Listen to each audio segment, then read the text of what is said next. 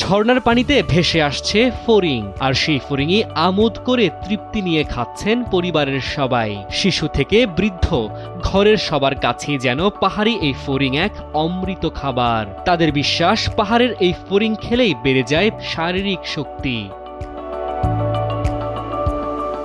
দক্ষিণ ফিলিপাইনের পাহাড় ঘেরা এক নিসর্গময় অঞ্চল মাউন্ট আপোর পাদদেশে বসবাস করে আদিবাসী ওবো মানাবো জনগোষ্ঠী। এই জনগোষ্ঠীর জীবনধারায় আছে এমন এক খাদ্যাভ্যাস যা শুনলে চমকে উঠবেন যে কেউ।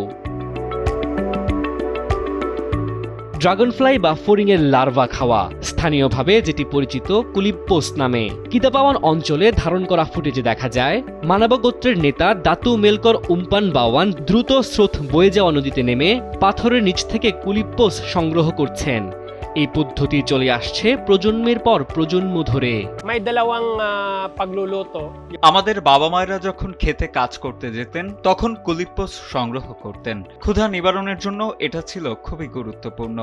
আমরা কুলিপ্পোস খাই কারণ এটি আমাদের খাদ্য তালিকার একটি গুরুত্বপূর্ণ অংশ।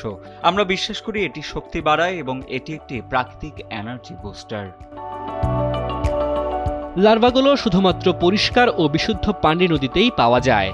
তাই মানাবোদের কাছে কুলিপ্পোস শুধুই খাবার নয়, এটি পরিবেশের সুস্থতারও এক প্রাকৃতিক সূচক। মানাবোদের রান্নার পদ্ধতিও বেশ অভিনব। তাদের দুটি প্রধান রেসিপি রয়েছে। একটি হলো মান্তিকানান, যেখানে লার্ভা ভেজে রান্না করা হয়। অন্যটি বিনুংগুহান, যেখানে কুলিপ্পোস ও মশলা কলাপাতায় মুড়ে সরাসরি আগুনে রান্না করা হয়। স্থানীয় যুবক জুনমার উম্পান, যিনি প্রথমবার কুলিপ্পোস খেয়েছেন, তিনি বলেন, আমি আদিবাসী হলেও প্রথমবারের মতো এই খাবার খাচ্ছি। এর স্বাদ হুবহু ছোট চিংড়ির মতো, খুবই সুস্বাদু। খাবারের পাশাপাশি কুলিপ্পোসের রয়েছে ঔষধি ব্যবহারও। স্থানীয় এক বাসিন্দা হানিফিয়াল বলেন,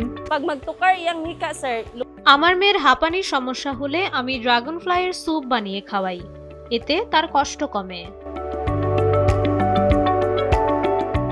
দাতু বাওয়ানের মতে এই প্রথা শুধু খাদ্যাভ্যাস নয়, এটি সংস্কৃতি, টিকে থাকার কৌশল এবং পরিচয়ের অংশ। ভবিষ্যৎ প্রজন্মের কাছে এই জ্ঞান পৌঁছে দেওয়াই তাদের দায়িত্ব। প্রকৃতির সঙ্গে সহাবস্থানের এক অনন্য উদাহরণ হয়ে আজও বেঁচে আছে মানাবোদের এই প্রাচীন ঐতিহ্য কুলিপ্পোস। মুবিন আহমেদ, সময়ের আলো।